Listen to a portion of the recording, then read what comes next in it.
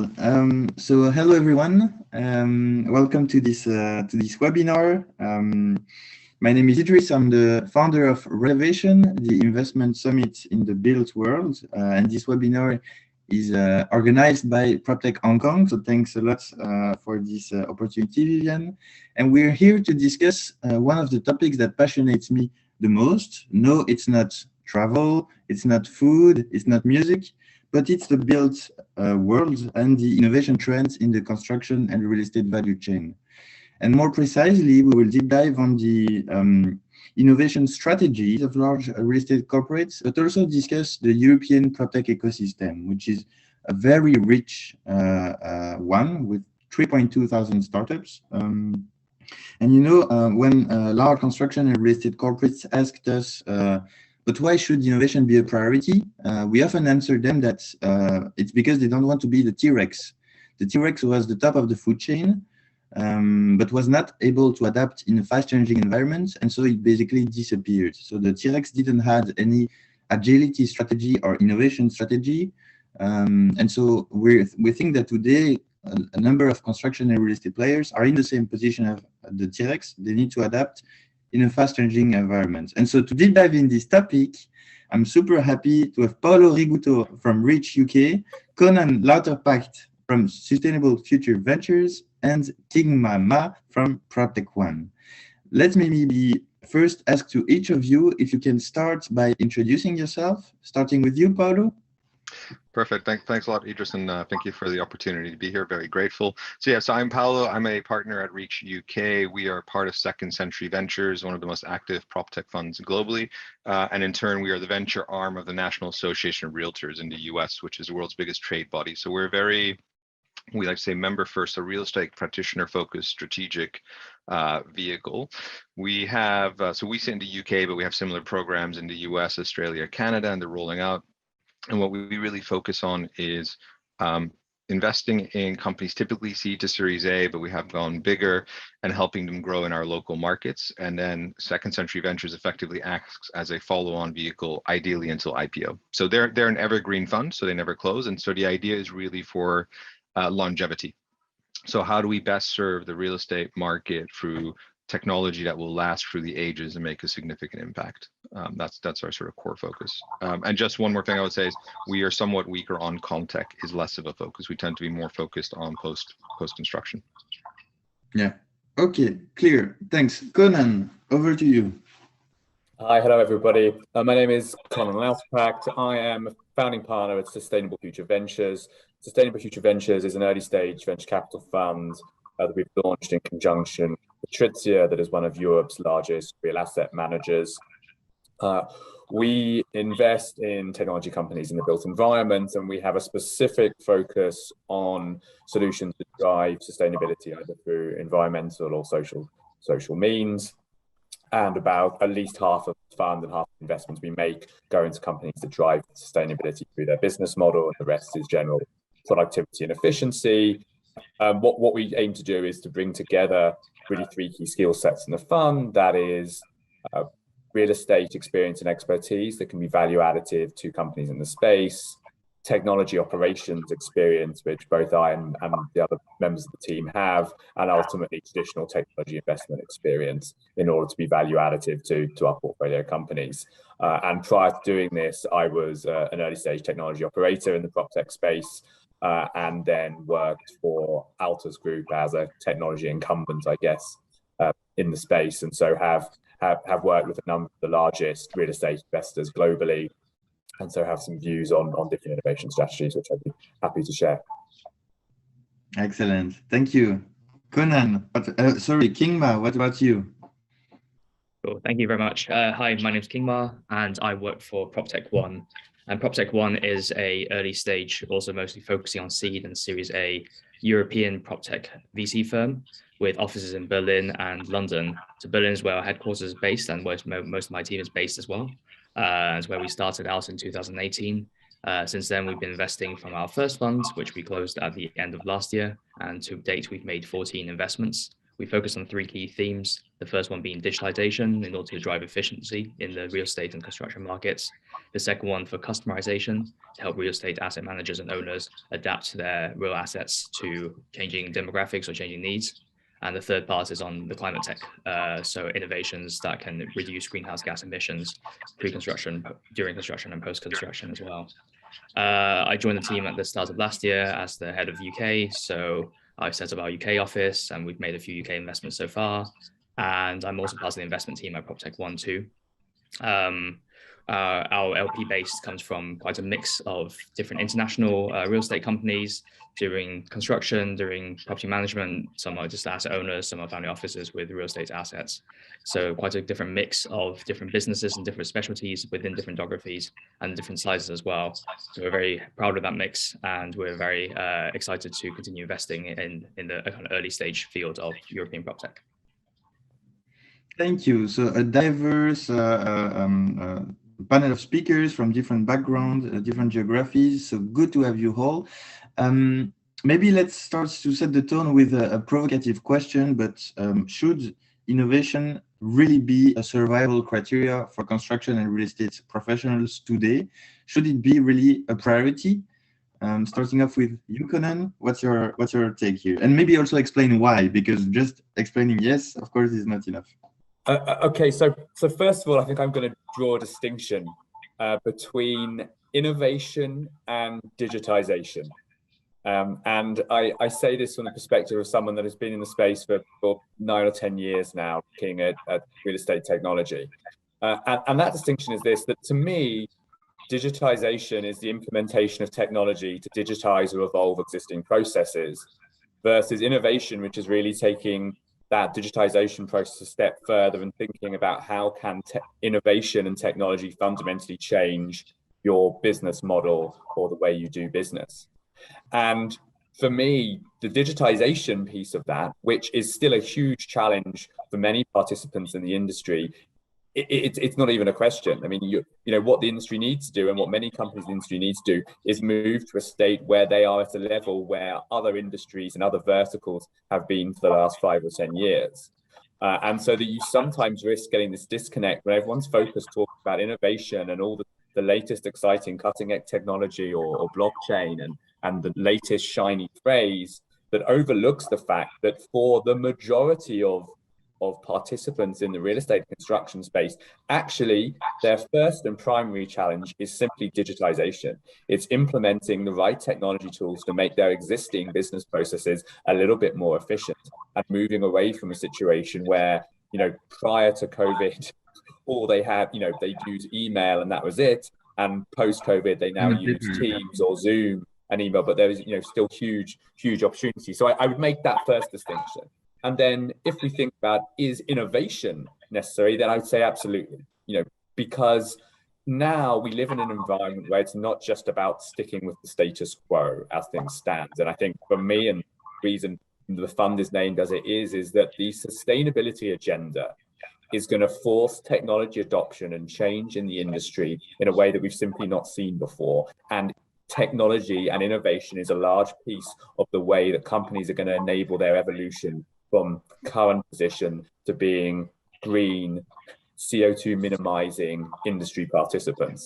And if they fail to do that, they will lose market position. And the companies that deploy technology and innovation in the most efficient manners will be able to access a lower cost of capital, access higher grade tenants, and ultimately be more profitable businesses.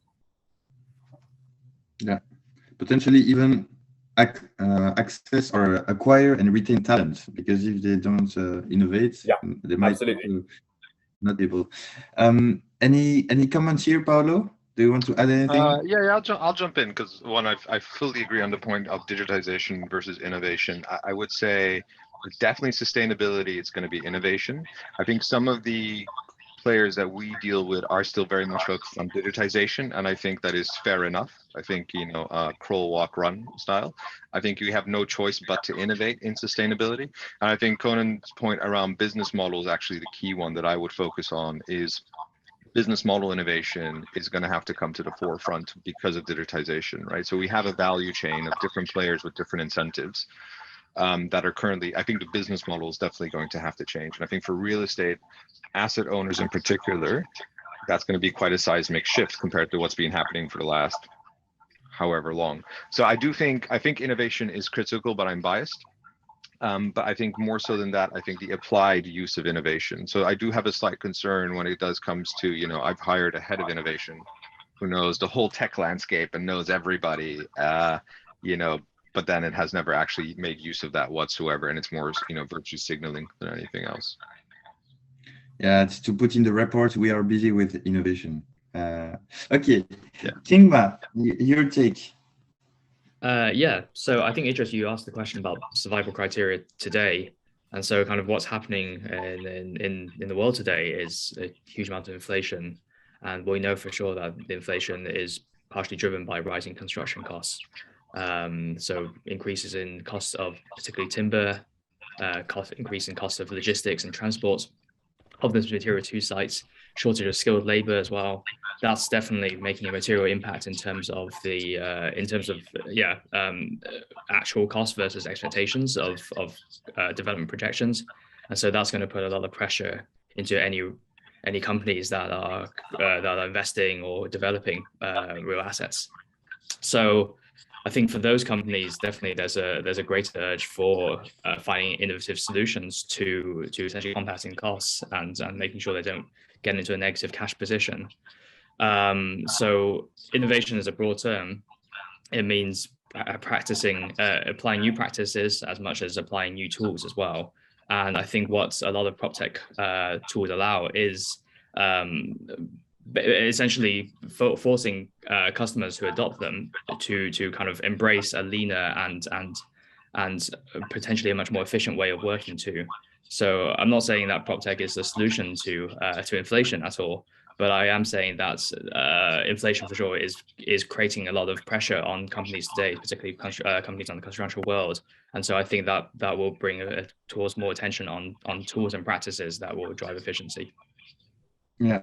And the topic of the construction costs or the construction material cost in Europe and especially in Belgium is a huge topic today. A lot of large construction sites are currently on hold because of the costs that are not stable. And so big topic.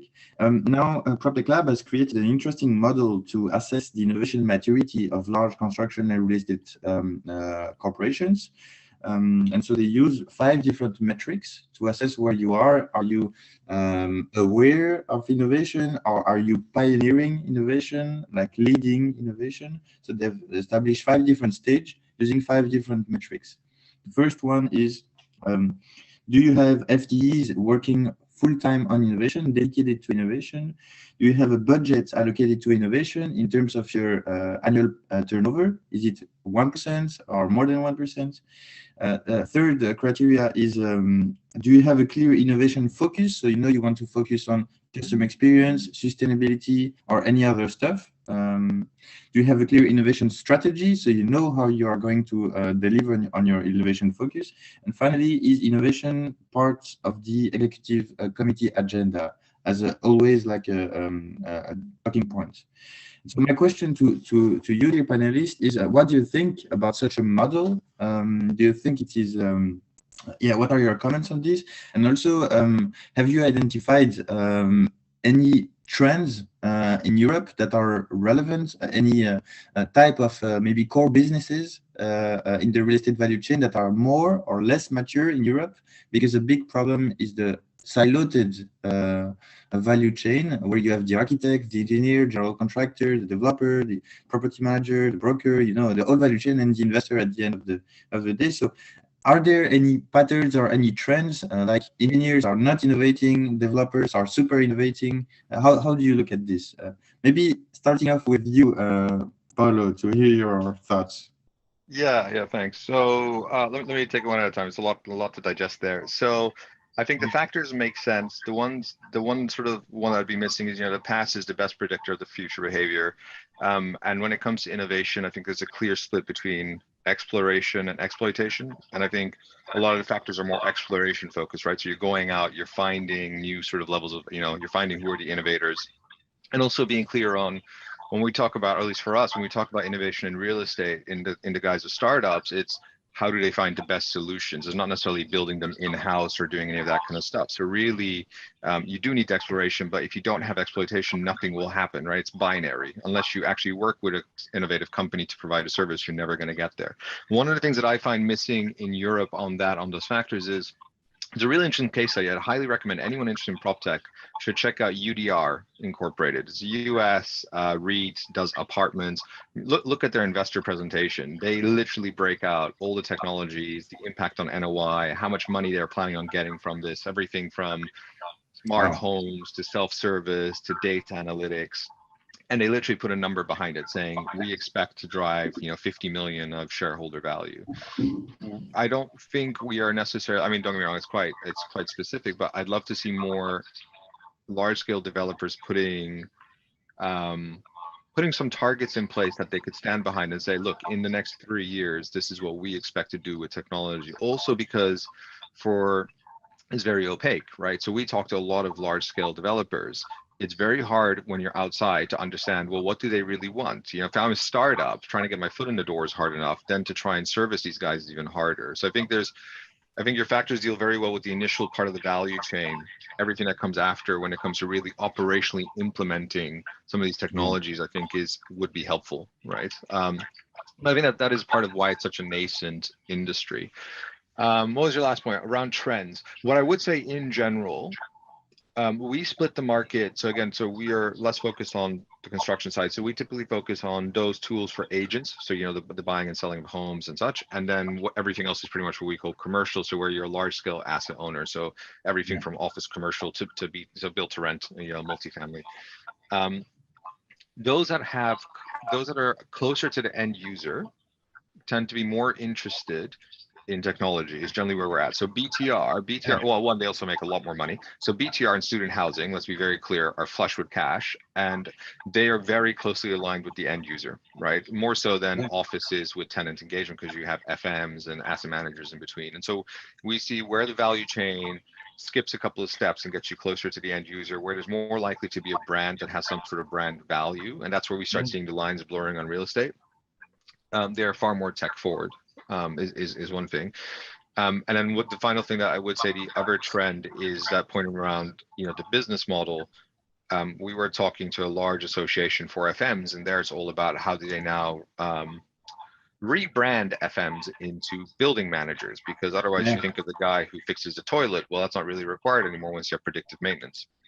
And the way they got paid was all about call-outs. That's also no longer required. And so you're now seeing this sort of shift of who is actually performing which duties and who is responsible for tenant engagement, workplace happiness, air quality, and such. That's what we're seeing here, but it's still early days and no one really knows where it's going to end up. Well, at least I don't know where it's going to end up. Conan and Kingma might. Over to you, Conan.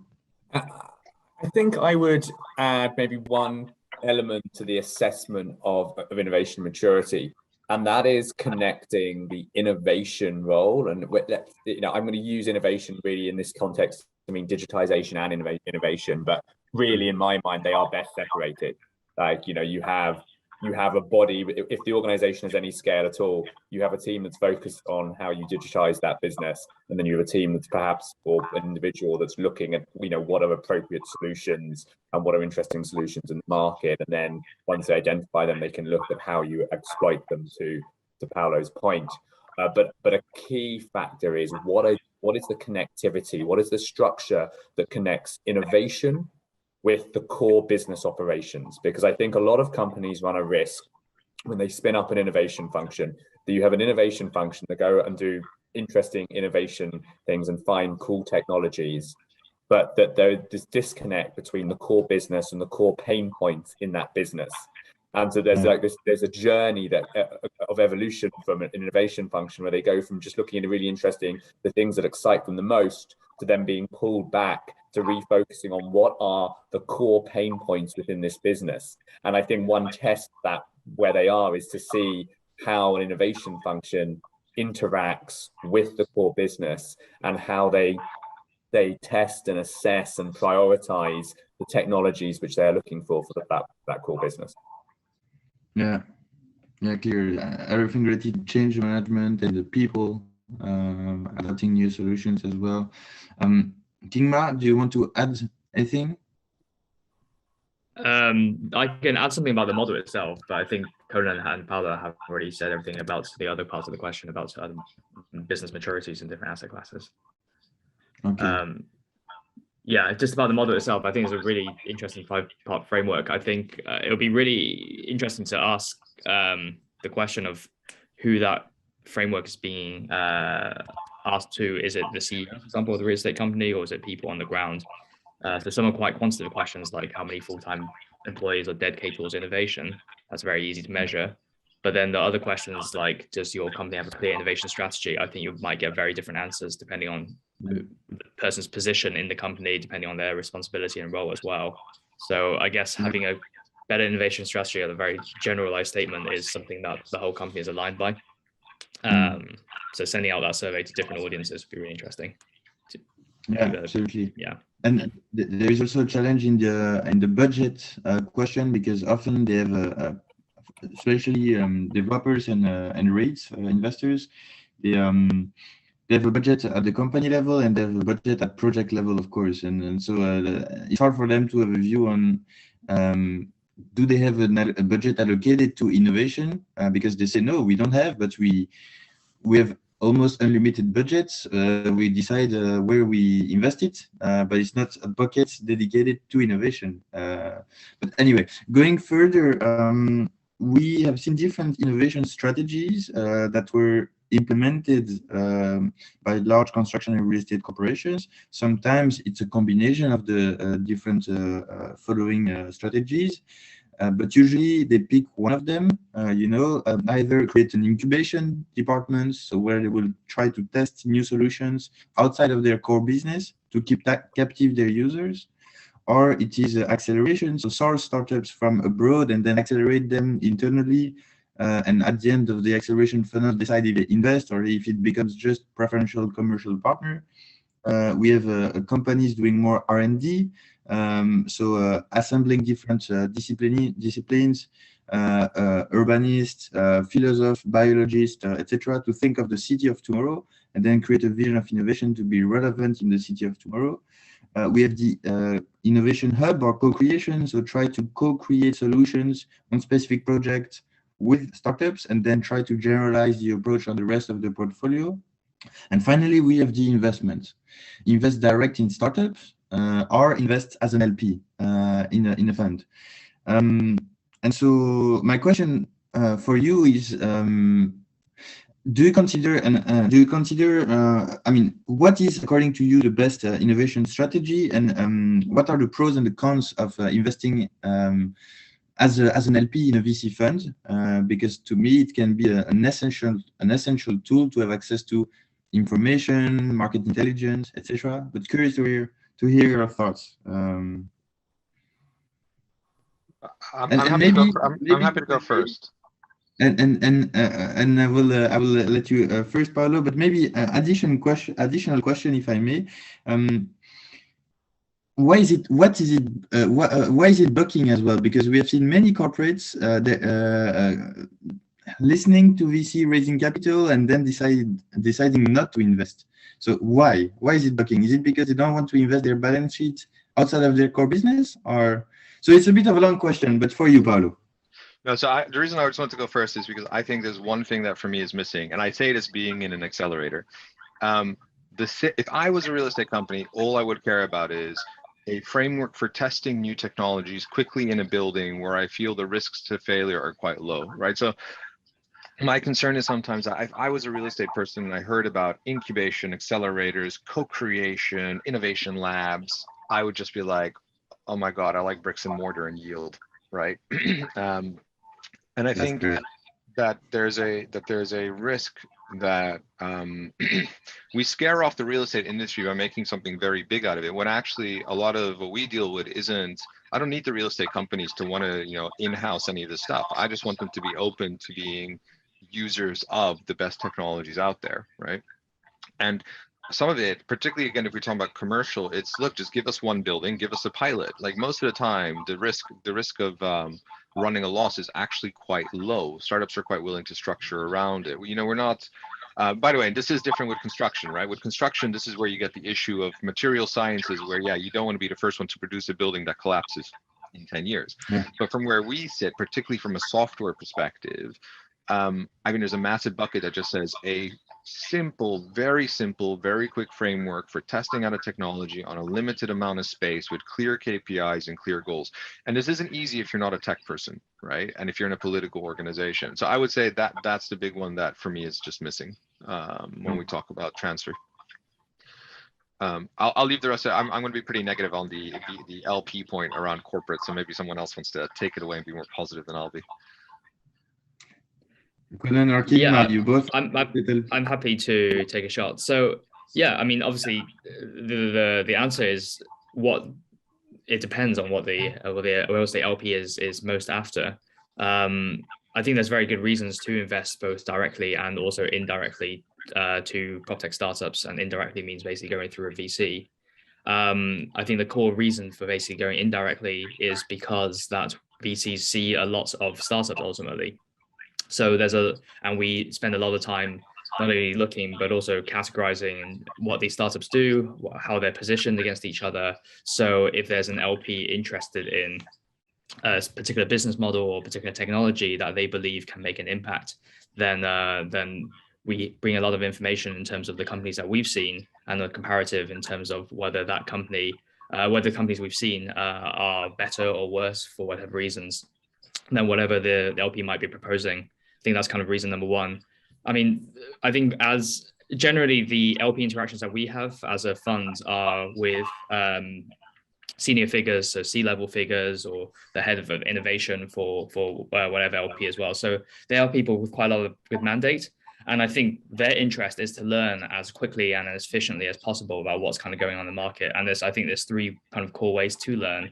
The first one is by testing out different startups themselves, and that might be through an accelerator, that might be through applying a tool and kind of going through their internal procurement process.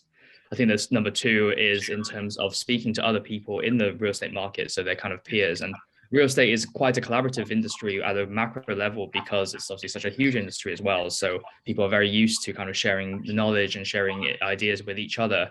And so it's really important, I think, for any kind of VC focus in PropTech to kind of bring together that kind of community as well. So be it through events, or be it through newsletters, or be it through other media as well, where essentially it's very accessible for one real estate innovation leader to talk to another. And finally, as I mentioned, kind of on the kind of research side for the innovation side, I think just to kind of really talk about the accelerator side and kind of why that might be an appropriate strategy. Again, it depends, because I think a lot of the best startups don't go through accelerators, to put it very candidly. And I'll use one example. So because PropTech is quite a broad area, there's so many different business models out there. There's so many overlapping industries that real estate touches on as well. One of the companies that we invested in kind of towards the start of this year is a company called Floodflash, and they're an insurtech business. And so what they do is provide parametric insurance for buildings, for tenants, owners of buildings, which are at risk of flood. And so being a flood insurance provider, they could have easily gone through accelerators from many of the large insurance companies in order to kind of develop out their proposition. However, they chose not to, because they knew that their proposition, what they had, was very unique to the market. The technology was extremely defensible. And so rather than kind of focus on just working towards the kind of deployment and kind of progression of one insurance company, they wanted to work with several, which is why they're backed by many actual insurance companies, including, for example, Munich Re, which has a very large accelerator arm themselves. And kind of, I think through kind of being able to engage with larger parts of the market, they're able to actually carve their own path and also get access to investors outside of the core insurtech field like ourselves, and with generalist investors like Local Globe and Pentech as well, for example. And so that's yeah, it all depends on kind of, I guess, the ambition of the founders who are kind of carving out their solutions.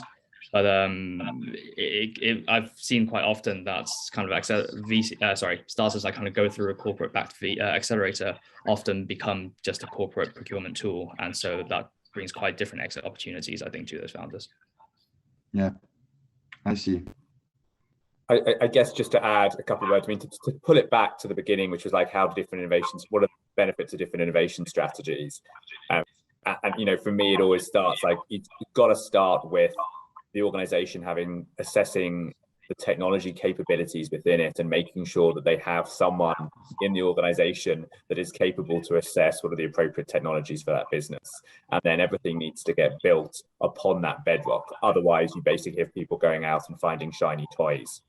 I think when we think about the investment approaches, accelerator versus direct versus indirect, I mean, I one of the challenges with PropTech more generally is that it's an industry, the real estate industry, in where the participants are generally used to making investments in things. And so as such, they have a natural desire to make direct investments. And sometimes with a real estate mindset, which can be, I'm going to make a direct investment in that business, and I want as much of that asset as I can possibly get, because that is normally how I make money in real estate, which is identify a good asset, get as much of it as possible, and pay as little for it as possible on the way in. Now, that generates a whole load of challenges as for companies developing, whether they are in a single corporate accelerator or whether they have one shareholder that has too large a position. To Kingmar's point, you end up getting pulled. You no longer become a multi-product, multi-customer company. You become almost a single customer company. You need to have a very strong founding team and management team to avoid that type of pull and that type of distraction. So then when we think about indirect fund investment or accelerators, my view is generally like it's in most cases preferable to being the direct investor, because you ensure that the companies that you're investing in have exposure to a broader customer set. And that's ultimately what you want. And that's the benefit of industry-focused funds or industry-focused accelerators, which is really for the company, it's not so much about how do I run an early stage business, because I think if they're in that type of accelerator, maybe too early for most of the big corporates to engage with, but it actually becomes, what's the value of this accelerator or this investment from me? It's like, I want exposure to the industry, and I want exposure to as many potential customers in the industry as possible. Yeah, crystal clear. Thanks to the three of you for this insightful piece of thoughts. Now, I would like to ask maybe more concrete examples, tangible examples. Do you have any example of innovation strategies that really helps a specific company to lead innovation to their competitors, you know, like to acquire more market shares, to create a blue ocean or anything like this? Do you have any examples that you could mention?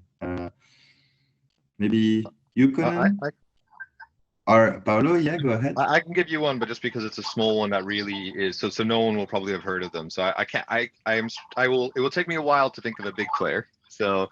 But I'll give you a good example. Impact Capital Group, sort of integrated value chain, real estate developer, operator, focus on sustainability, everything from modular housing through to pre-registered care, through to BTR, extremely tech focused, has been set up a couple of years ago. So a very new player. I think GDV is in excess of $1 billion, you know, run by sort of ex-real estate industry people from Quintain in the UK, which is a big company.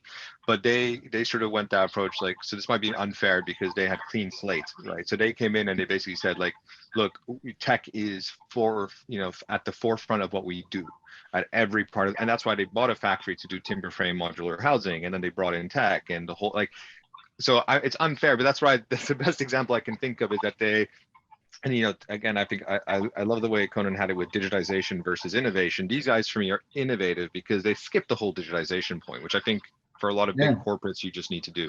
So I think Impact Capital Group is my best example that I can think of where it is a super integrated innovation strategy at the heart of it. But you know, it's really, I mean, sometimes I have the feeling that large corporates should just stop doing their business and start from zero. And the real innovation will maybe start only through the underdog that starts from zero, a new business, because it's so hard to bring from this level of innovation maturity a company to this level. Maybe it's better to just start from zero, and you don't have this legacy behind, you know. But Conan, you wanted to add anything? I mean, yeah, I think that the point's been drawn out. I was going to differentiate between two types of player, which is your new entrant to the market and your established organization. And there is no doubt that, and I'm not going to name names, but if I think of organizations, the new entrants to the market, let's say people have been in the market 10 or so years, have huge advantage from a digitization standpoint, because ultimately, if you're entering the market in the last 10 years, your starting point has to be, how do I do this as efficiently as possible? And technology becomes an easy differentiator for you versus your more established peers. And so you see rapid technology adoption, new entrants to the market, because it's just a differentiator and it's a bit of a no-brainer. And they don't have the legacy challenges that an established operator has. And so for them, the digitization sort of solves itself. And I'd actually say that innovation then almost becomes less of a priority for them, because it's just incremental. It's like, we're using technology. What's the next piece of development of technology that we might apply to this, to our current technology stack? Whereas if you look at in a large established operator that has been in existence for 10, like 20, 30, 40, 100 years, whatever the number is, there they have large organizations, legacy technology. And for them, they've been using technology in a certain way. And then the innovation piece comes, we need to try and jumpstart and catch up with the new entrants that we're seeing coming into the market with the demands from our capital allocators. And so for them, then I think the strategy choice and the two different approaches you have is, we go very big into innovation. So like they will already have large technology teams, but then the challenge then becomes, how can we migrate this on? And that's why you build a big internal innovation team to help support it. Or you go very light and you basically take someone from the technology team, give them a second hat, a second role, which is you also have an innovation role, and they do it on the side as their second role to source out. And what I think we generally see is that where the organizations are large, that light touch approach to innovation has a time limit on it. And increasingly, you're seeing the biggest organizations expanding the innovation function in some way, shape, or form, because they identify the fact that, a single person with the helm isn't enough. And if you just have that approach, what it actually encourages is no strategy, because you have different business units within the organization going out and doing their own thing. So that at a certain scale, you need to centralize it and manage that sourcing and then exploitation of new technology. In truth, for the middle part, which is the bulk of the industry by participant numbers, which are neither the largest operators nor the new entrants to the market, what is the right innovation strategy is something which I think is yet to be determined. But I think I would certainly, for them, both because of cost and because of the evolutionary nature of it, you lean on the light side. You make sure that your technology and your digitization team is established and you have the right people in the organization, and then you incrementally build on the innovation side. Yeah. Great. Thanks for this. 2 weeks ago, there was the ULI Europe event in Brussels, and I remember a very interesting panel where the founder of, the CEO Western Europe of Allianz was saying, and he was on purpose being provocative, because it was the role play of the debate. But he was saying the problem with PropTech is that first, often founders don't know the real estate construction value chain. They don't have an industry background. Second, it's the PropTech ecosystem. So 10,000 startups globally, 3.2 in Europe, is often composed by very small solutions. And we, as a larger corporate, we cannot rely on 10 different small solutions to track data or to manage access control or energy efficiency or parking mutualization or whatever. We need to have a one-stop shop solution. And so for these reasons, he was saying, according to him, but also, again, disclaimer, he was being provocative on purpose, but that PropTech has failed to help the real estate sector so far. What's your opinion on this? Starting off with you, Paulo.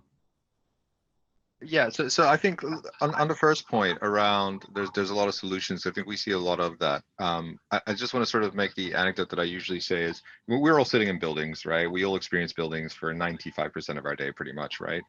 In the same way, that we all go to restaurants and we stay at hotels. And I think the unfortunate part of prop tech is that it's very easy to sit in a building and go, you know what? Oh, it was really hard to buy my house. I could set up a tech platform to do that. Or there are all these forms. Like as consumers, we interface with real estate so much that I think the ideation is pretty easy, and there's a belief that execution is easy, right? And so yeah, I see a lot of startups who are like, I'm a 25-year-old banker and I bought a house and it was a really difficult process, so I thought, let me set up a platform for it, and boom, there have a new startup in the area. By the way, I'm an ex-banker, so I'm allowed to talk throw shade at them. But the point is that we do have a saturation of a lot of startups trying to provide us a lot of solutions, and a lot of people who don't have industry background, who do think that the holy grail is going to be some sort of end-to-end solution, and they have no idea about how complex a single building is because they never see it, right? So I think, and that doesn't help because a lot of the people that we speak to in industry are absolutely inundated by prop tech startups sending them a message saying we have like the best thing since sliced bread.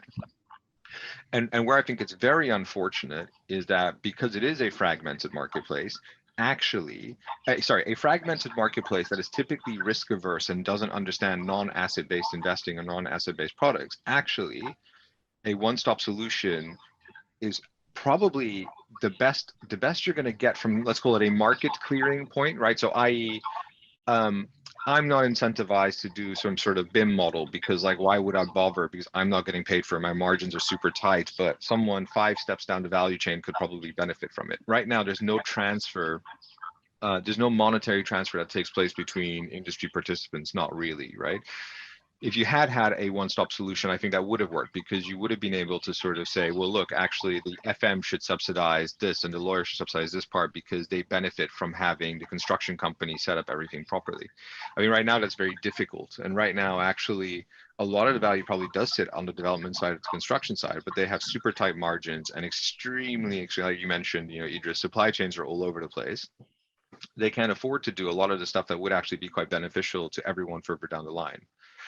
So no, I don't think we're going to get a one-stop solution. I think people's roles are going to be changing, and they're going to have to figure out what that means from a tech perspective. Some roles might disappear or be upskilled if we're going to be nice about it. But in general, I think we are saturated with a lot of small solutions, that do exactly the same thing with 5% difference with a very hard to judge capability. I don't know. That's where I'm at. Yeah, clear. I'm just letting 2 seconds to our 2 friends to see if they have any comments. Otherwise, I have another hard question. Okay. I think also one of the massive mental barrier for construction and real estate corporations to start innovating is this mentality: if it's not broken, don't fix it. And so they sometimes struggle with the calculation of the ROI of innovations. And so I would like to ask you, how, according to you, can we measure the success of an innovation? So starting off with you, Colin, do you have any views on this?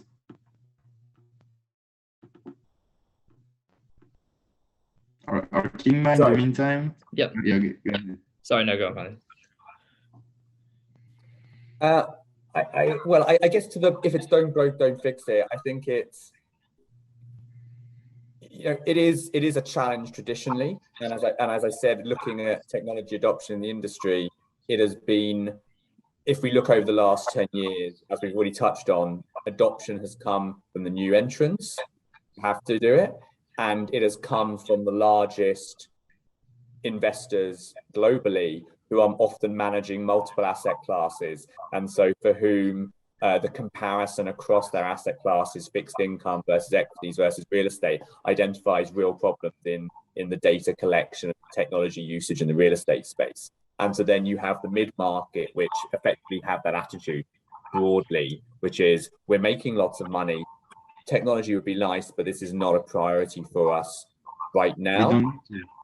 We don't need to. But to the point I made at the beginning, I ultimately believe that the focus on environmental impact of the built environment changes that dynamic, because the need to reduce the environmental impact of operating assets in the built environment requires technology as part of the solution. And if you don't get on board with that, you will be left behind.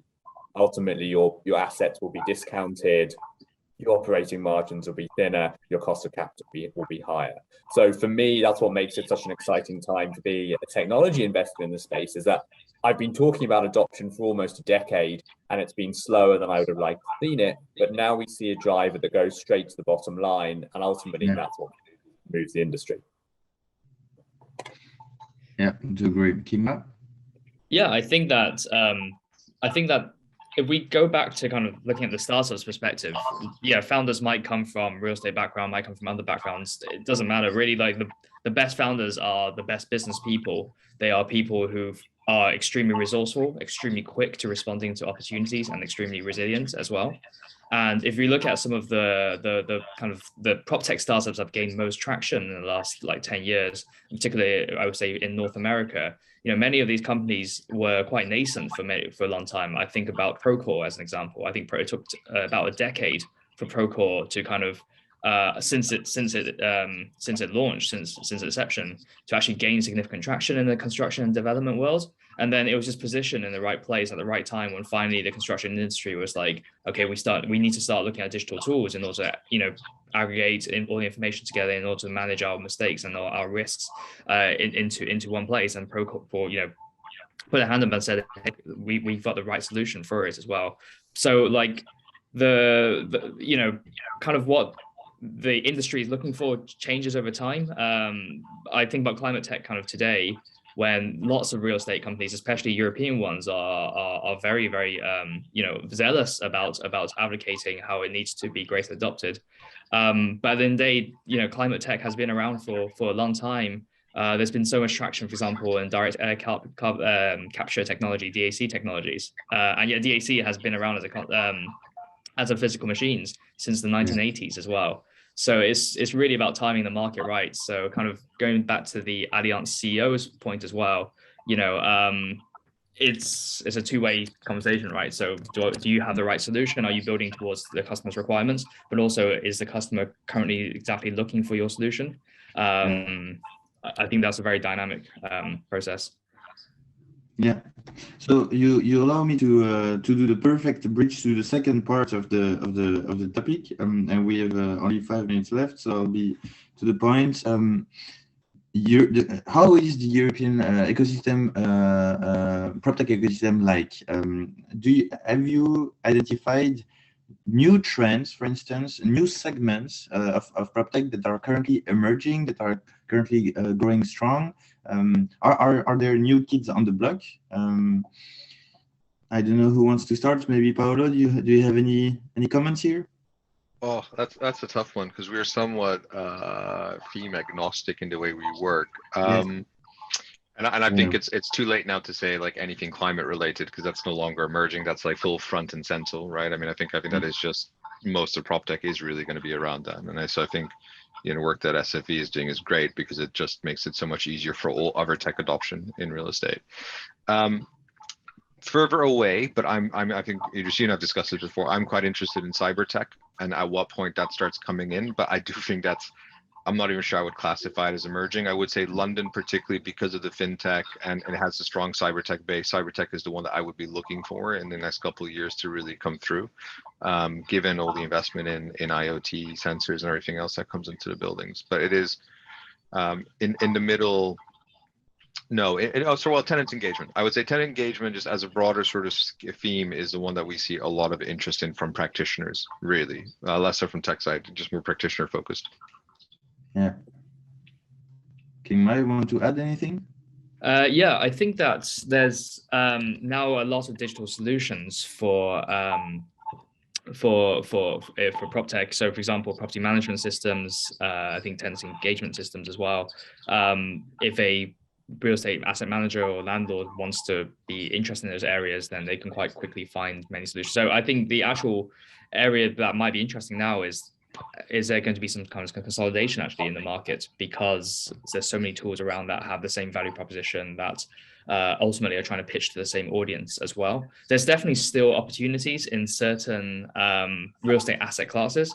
I would say, for example, office is much more ahead than, let's say, I mean, we forget about that, but at the end of the day, like schools or care homes or, you know, other kind of facilities too, which are ultimately buildings as well, when it comes to like properties management, facilities management too. But these are still significant industry-specific areas. So there's still opportunity, I think, for digital tools to kind of penetrate that space. But I think in the kind of, you know, the companies like the JLLs of the world and the British Land of the world, etc., they'll definitely see a very, very wide plethora of essentially similar pitches. Climate tech has been kind of mentioned as well. I think that's where I'm personally very excited about as well. I'm sure Colin's entire team is definitely on it, given the name. But ultimately, you know, a lot of the technology, a lot of the startups that we look at are driven by technological advances. And so the technological advances that enable digitalization are like mobile phones and 4G/5G and cloud computing and processing speed improvements and stuff. And that's still going on, but that's kind of like, it already exists. Things are already fast. You know, we have good coverage everywhere. Mobile phone adoption, particularly in developed economies, is completely saturated. So I think the real innovation actually really comes from more the hardware side. And so that's kind of where I'm particularly interested in myself and the rest of my team as well, and hardware for climate tech and for sustainability too. Yeah. Great.